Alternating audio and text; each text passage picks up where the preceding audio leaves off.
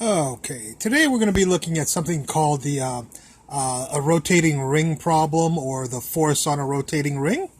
So we'll get started. We have a ring here with a certain cross-sectional area A and a radius r, and its tangential velocity is, we'll call it v.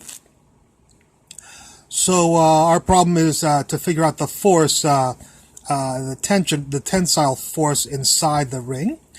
So what we're going to do is we're going to cut the ring here, and here's a half ring right here. And of course, on this half ring, there'll be two forces on the ring. The other ring pulling on these ends of the ring, of course. So we've got these two forces, and then we're going to look at a differential piece of mass of the ring right here at an angle of theta. The length of it will be ds, differential arc length, ds. What we're going to do is, let's figure out of course, since this is spinning, it will have centripetal acceleration, v squared over r. And that will be pointing towards the center of the circle, of course. So here's our centripetal acceleration right here. And what we're going to do is break this up into components because, of course, the forces are in the y direction. This is our coordinate system. And so we'll break this up into, since this is theta, if this is the centripetal acceleration, then this will be the centripetal acceleration times the cosine of theta. And this will be the centripetal acceleration times the sine of theta. We're not going to be using this, but we will be using this one right here, this component. So the centripetal acceleration, of course, is v squared over r. Cosine theta is the acceleration in the y direction right here. Okay, let's talk about the differential mass element here. Mass, of course, is density rho times volume, or differential mass is density times differential volume. dv, of course, is the cross-sectional area times the length. If we look at this right here, we just blew this up a little bit big so you can see it well. This will be ds, and the cross-sectional area will be a. So the volume of this, of course, is a cylinder, is length times area. So here we have length times area. We'll plug this into the dv, and there it is right here, a ds. So this becomes this after this. And ds is the arc length right here, with this is r, and the little piece of this is d theta. Then ds is equal to r d theta.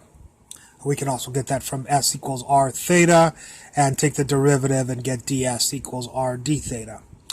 So who is ds? He's r d theta, so we'll take these two people and plug them in there, and that's how we got this.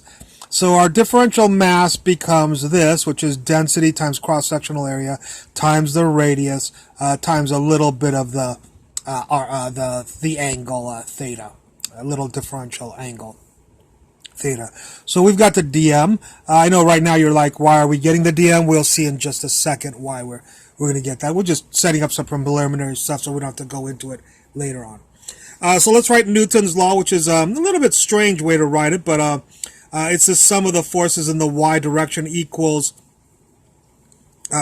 usually it's mass times acceleration, but we're going to do the integral of the mass, of course, since we have dm. So we're going to not say that it's mass times acceleration, we'll say that it's dm, differential mass times acceleration.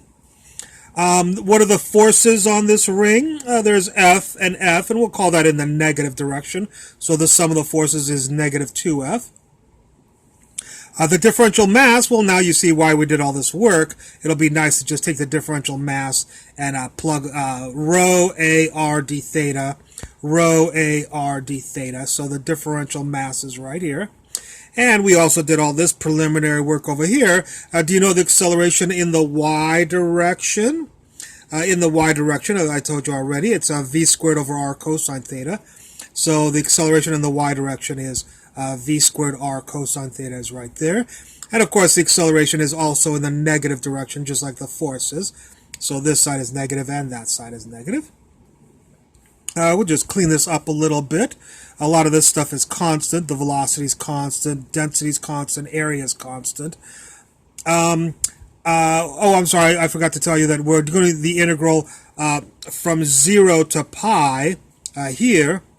However, if we do from 0 to pi, the cosine of theta, we will get we'll get 0 if we do that integral. So instead we'll do the integral from 0 to pi over 2 and then just multiply by 2, and that way we won't get the trivial solution. Okay, so we've got that. There's our cosine theta, there's our d theta, and everybody else was constant. So that's why we have the 2 here, is because we changed the limits of integration right here. Okie dokie. So the integral of cosine sine, of course, 0 to pi over 2. Stick pi over 2 is 1, minus sticking 0, 0. 1 minus 0 is 1. 1 times this is this. So we get the force inside our ring is rho, the density of the material, the area, cross-sectional area, times the velocity squared will be our force. Of course, stress is equal to force over area.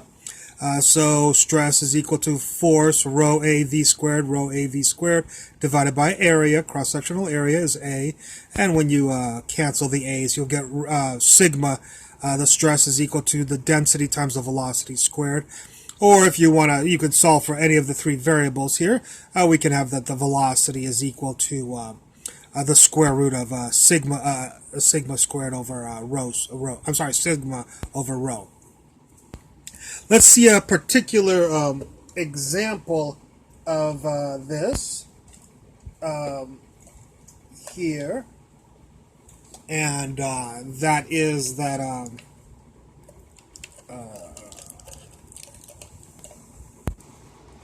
apologize. I should have put a little green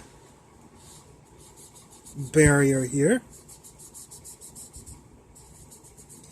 I put these colors so it cuts off certain ideas, so of course all this was one idea, all this was one idea, and then all this is one idea. We already dealt with that, so we really should have had a little green thing. I'm sorry, I can't find the pen that I used here. So we'll have to have a little bit different color green. Okay, so we're going to look at an example for this. The stress for steel is 6.2 times 10 to the 8th Newton per meter squared. The density of steel is, I hope, you can look that up, of course, on the Google or whatever. This is just find the tensile stress of steel. See if I'm wrong. The density of steel is 7,865 kilograms, 7,865 kilograms per meter cubed. And if you take those two and plug them into here, you get this right here. And we should get a velocity, hopefully, of 281 meters per second. And that tells us at this velocity, the ring will just be on the verge of breaking. Anyways, I hope you enjoyed this lecture. I look forward to any comments at the bottom, and thank you very much for watching.